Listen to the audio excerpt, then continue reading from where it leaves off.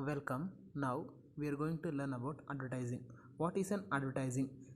Advertising is a form of mass communication. It is paid for by the sponsor or seller who wants to communicate about his product or services to his customers. The sponsors want to persuade or induce the readers, viewers, or listeners to whom his products are to be sold. Advertising can be defined as mass paid communication, presentation, and promotion of goods, services, or ideas by an identified sponsor. It is a paid communication because the advertiser had to pay for the space or time in which his advertisement appears. Advertising appears in the recognition media such as newspaper, magazines, radio, television, etc. Now let us look into the strengths of the advertising as a promotional tool. Advertising is a major promotional tool. Because of its help, some of the people are advertising.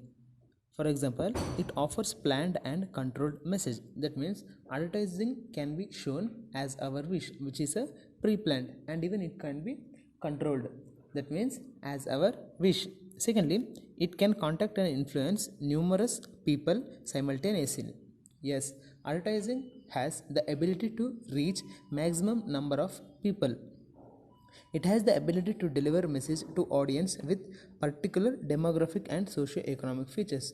Obviously, the advertising can be sent to the people or group of people whom we wish, or in simple words we call them as target customers. It can deliver the same message consistently in a variety of contexts. Next, it can reach prospects that cannot be approached by salesmen. For example, the topmost executives cannot be reached by the salesmen who keep on targets with the general audience who are capable of getting him. Next, it helps to pre-sell goods and pull the buyers to retailers. Advertising has the plus point of selling the goods before it actually enters into the market due to the advancement of the internet. Next, it offers a wide choice of channels for transmission of messages such as visual, oral, and visual. Next, it is very useful to create maximum interest and offer adequate knowledge of the new product when the innovation is being introduced in the market.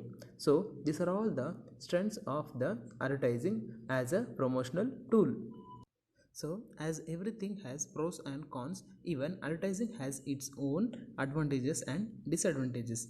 We have already talked about the advantages. Now, we are going to talk about the disadvantages of advertising as a promotional tool.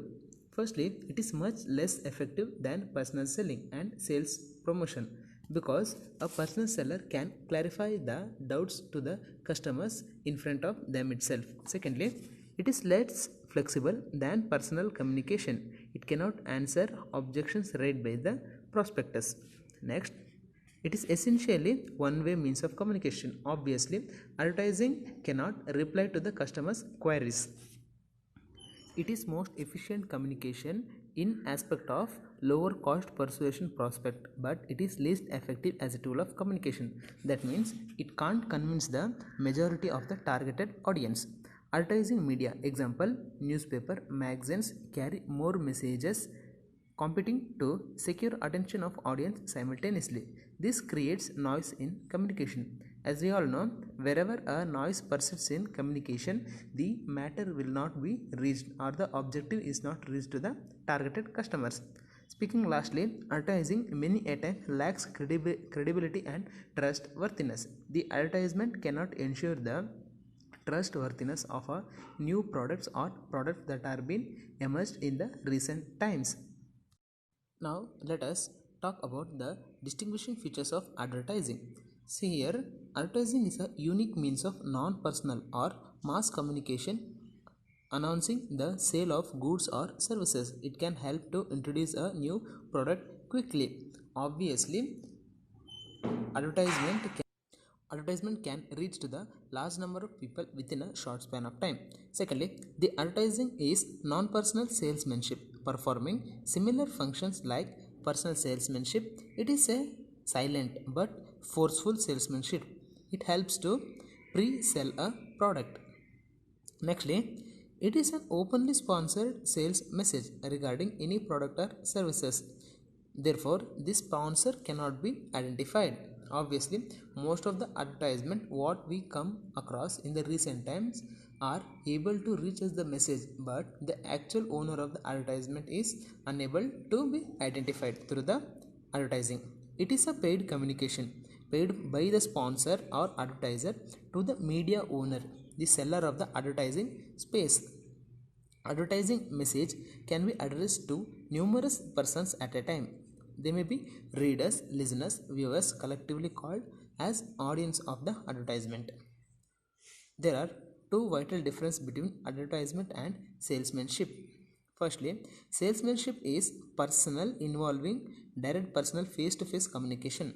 Advertising is non-personal and indirect means of communication with the prospect through various media of advertisement. Secondly, salesmanship is individual or person to person communication through personal interview between the salesperson and the prospect. On the other hand, advertising is mass communication. Advertisers reaching a large number of prospects simultaneously. An advertisement is read, seen, or heard by any number of prospects. Now talking about the advertising purpose or objectives. Advertising purposes or tasks are set by the marketing plans and strategies. Advertising is paid and sponsor identified material in mass media, including direct mail. The real purpose of advertising is only to sell something or to promote its products, services, or ideas.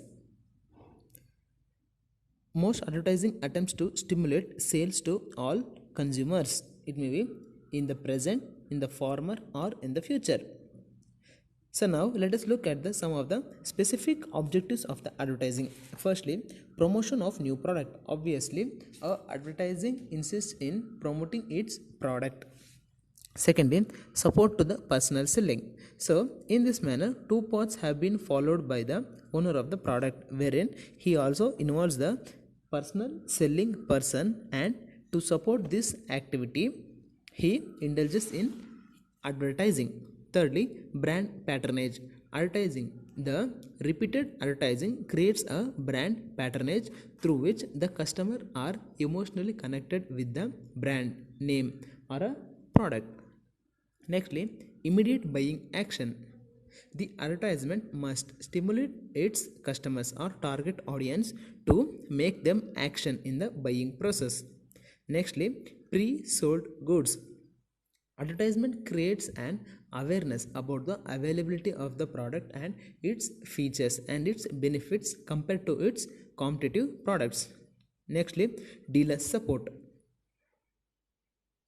The advertising supports its dealer in promoting its product and making it available for them to use. Let us move on to the advertising and brand patronage. Advertising is an important promotional tool, as we all know, in order to establish a brand patronage. Customer preferences towards brand indicates a number of their tendencies towards the brand. Now let us look one by one the major tendencies. Firstly, brand insistence. A buyer insists on purchasing one brand only and will not accept a substitute. Secondly, brand loyalty. A buyer has a stronger attachment towards his brand which he prefers and will not accept the substitute if the brand is available. Thirdly, brand preferences. A buyer favors the purchase of the brand but will accept a substitute. The fourth one is brand acceptance. A buyer will buy the brand but has at open mind to try even the another brand or another substitutes that is available. Next, brand awareness. A buyer is merely aware of the existence of the brand but has limited knowledge about and has to particular emotional attachment it so. Nextly, brand unawareness. A buyer has no knowledge of the existence of another brand other than